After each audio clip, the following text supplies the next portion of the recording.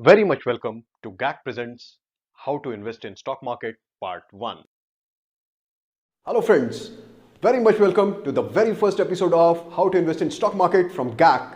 I'm Abhishek Gaurav, a financial analyst or precisely speaking an equity analyst. I'm going to be your host throughout these sessions. Friends, these sessions have been targeted to retail investors who are interested in equity investment and students of finance who aspire to build a career into equity analysis or portfolio management. Friends, depending on your level of expertise and interest, these sessions are going to help everyone. We have divided the sessions in two parts. In part 1, we are going to introduce you with all the concepts related to fundamental analysis at elementary level, right from the very basic question what share market is, to understand that what a company is and how it evolves, till all the way till valuations. Thereafter, in second part, we are going to see all these concepts at advanced level, and we'll also learn concepts of technical analysis, followed by a connection between technical analysis and fundamental analysis. So stay tuned with us, and starting with today's session, what share market is, what a company is, and how it evolves. Share market is a marketplace where shares of a company, or precisely speaking, equity of a company is traded by its willing buyers and sellers. There may be different motives behind setting a company. There may be some unemployed person looking for his or her livelihood, sets a company, and with time it grows big. There may be some employed person who wants to be his or her own boss, and that's why he or she sets a company. With time that goes big. There may be some person with enough wealth to start a company, to grow his wealth even more, and with time we get to know about the company. Whatever the motives and intentions behind us setting a company are, the company which are primarily traded in market, their prime motive is to earn profits. Now coming back to our question, how a company is formed. Take example of me. I am a person who works with Televisory India Private Limited, and I come up with this great idea of starting a company called GAC.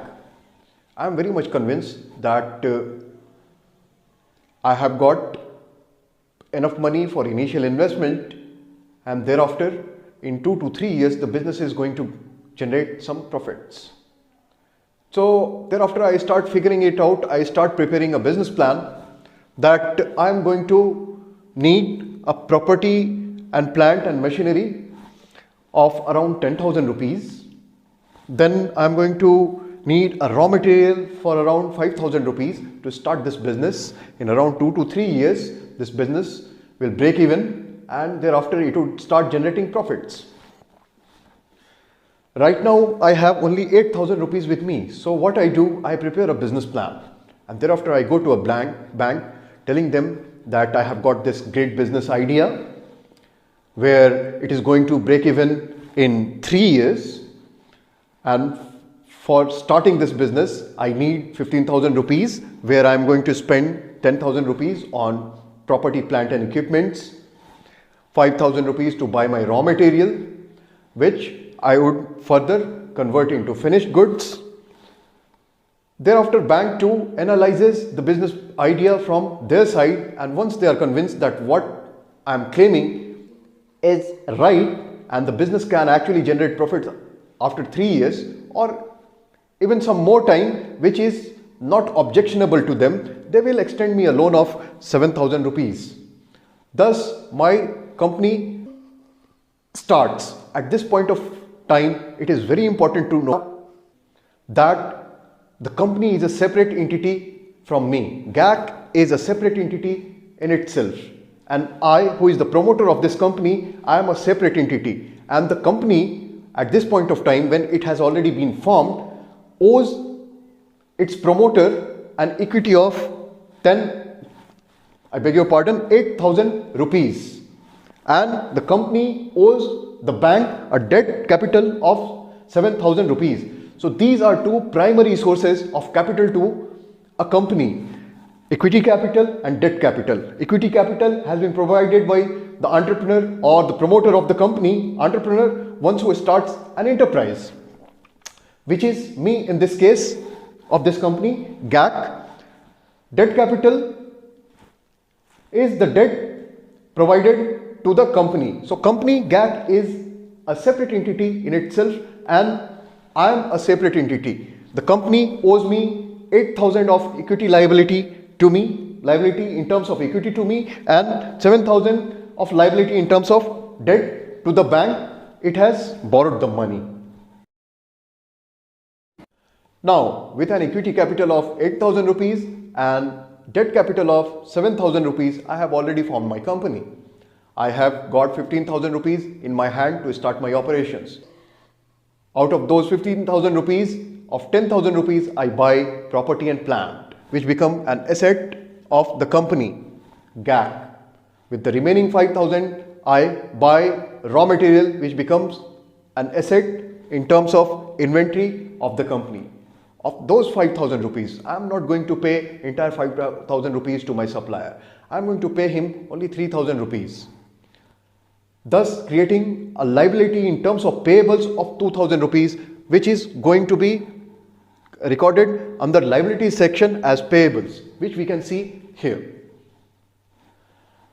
The remaining 2,000 rupees we have kept for various expenses of the company in terms of cash under assets.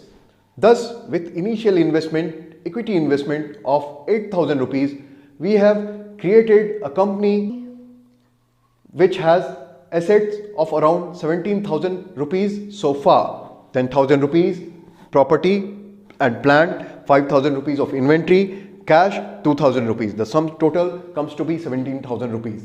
The same is there in the liability section. The equity which the company GAC owes to its equity holder, equity shareholder, 8,000 rupees plus debt of 7,000 rupees which the company owes to the bank from where it has borrowed this money, and payables to the suppliers whom we haven't paid the full amount. We have paid only 3,000 for the inventory of 5,000 rupees. The sum total comes to be 17,000 rupees.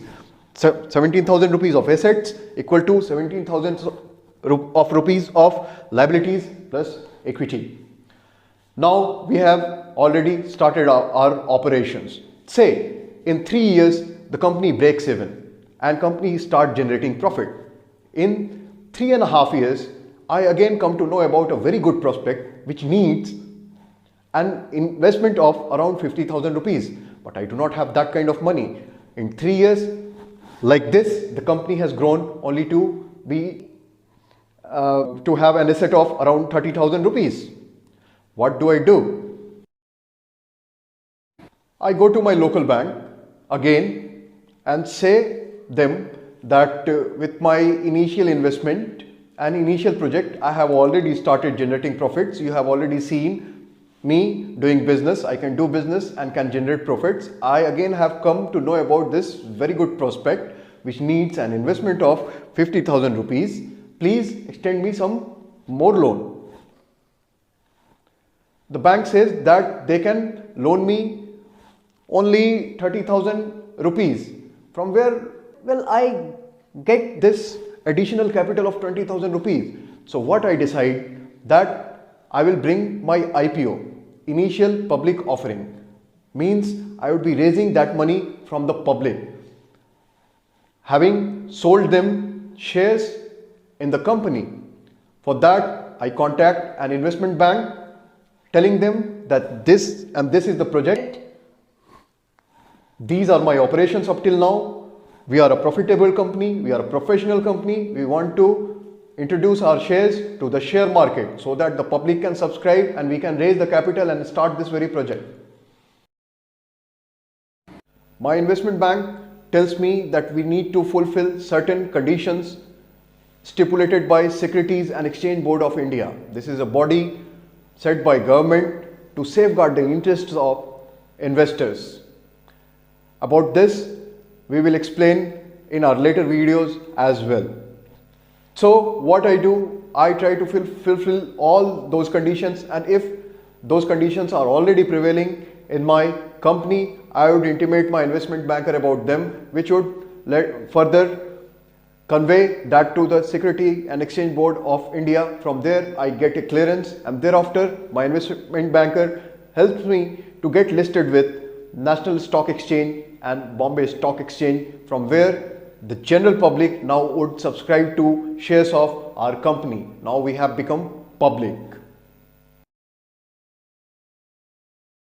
Now our shares can be frequently bought and sold in the market through NSE or BSE. Any shareholder of the company, including the promoter, if feels the necessity to sell their entire share or a fraction of it in the market, they are free to do it, provided if they have got the willing buyers. Now we are through with the concept of how a company is formed and how it goes to the share market to become a public company and how its shares are traded in the market. If you have got any doubts regarding these concepts, do share them with us so that we can clarify them in our next videos. So friends, if you like today's session, please do subscribe to our channel, like and share its videos. This will motivate us to keep creating such videos and disseminate quality information and education to masses. Thank you.